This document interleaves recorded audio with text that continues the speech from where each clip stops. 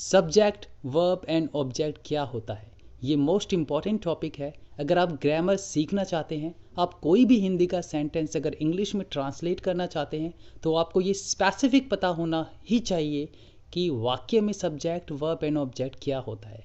छोटा सा वीडियो है, पूरा देखिएगा। अगर आपको कोई डाउट्स है सब्जेक्ट, वर्ब एंड ऑब्जेक्ट को लेकर, तो वो आज इस वीडियो में क्लियर हो जाएंगे। So let's get start. Subject means कर्ता। वाक्य में जो काम हो रहा है और उस काम को, उस क्रिया को जो कर रहा है, वो सब्जेक्ट होता है, यानी काम को करने वाला सब्जेक्ट होता है। फॉर एग्जाम्पल, राम स्कूल जाता है, तो इसमें राम स्कूल जाने का काम कर रहा है, तो राम सब्जेक्ट है। अनदर एग्जाम्पल, मुस्कान खाना बना रही है। इस वाक्य में खाना बनाने का काम किया जा रहा है और इसमें खाना बनाने का काम जो कर रहा है वो सब्जेक्ट है। इस वाक्य में मुस्कान खाना बनाने का काम कर रही है, तो मुस्कान सब्जेक्ट है। सब्जेक्ट को पता करने का एक इजी वे और है, आप इसे भी यूज़ कर सकते हैं। आप वाक्य में क्रिया से सवाल पूछ सकते हो, कौन या किसने, और जो आंसर मिले वो सब्जेक्ट है। फॉर एग्जाम्पल, राम स्कूल जाता है। अब आप पूछिए कौन स्कूल जाता है, आंसर क्या मिलेगा? राम स्कूल जाता है, तो राम सब्जेक्ट है। एक एग्जाम्पल और लेते हैं, उसने खाना बना लिया है। आप फिर पूछिए किसने खाना बना लिया है, तो आंसर मिलेगा उसने, तो उसने सब्जेक्ट है। चलिए फ्रेंड्स, अब देखते हैं वर्ब क्या होती है। किसी काम का होना या करना वर्ब कहलाता है, जैसे खाना, पीना, आना, जाना, रोना, हंसना, चलना, खुश होना, देखना एंड खेलना एटसेट्रा। यानी कोई भी काम हो रहा है उसे हम वर्ब कहते हैं। फॉर एग्जाम्पल, राम स्कूल जाता है, तो इसमें जाने का काम हो रहा है, तो जाना वर्ब है। मुस्कान खाना बना रही है, इसमें खाने को बनाने का काम हो रहा है, तो इसमें बनाना वर्ब है। जैसे मैंने आपको स्टार्टिंग में बताया कि किसी काम का होना या करना वर्ब कहलाता है।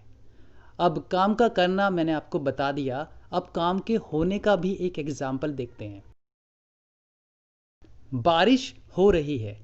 अब बारिश कोई कर नहीं रहा है, ये अपने आप हो रही है, तो इसमें होना वर्ब है। चलिए फ्रेंड्स, अब देखते हैं ऑब्जेक्ट क्या होता है।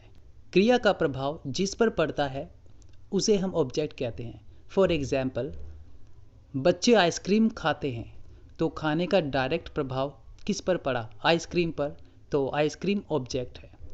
श्याम साइकिल चलाता है, चलाने का प्रभाव किस पर पड़ा? ऑफ कोर्स साइकिल पर, तो साइकिल ऑब्जेक्ट है। फ्रेंड्स, अब मैं आपको ऑब्जेक्ट पता करने का ऐसा वे बताऊंगा जिससे आपकी सारी कन्फ्यूजन दूर हो जाएगी ऑब्जेक्ट को लेकर। आपको यह तो पता चल ही चुका है कि सब्जेक्ट क्या है, और ये भी पता चल चुका है कि वर्ब क्या है। अब सब्जेक्ट और वर्ब दोनों को हटाकर जो भी बचेगा उसे हम ऑब्जेक्ट कहते हैं।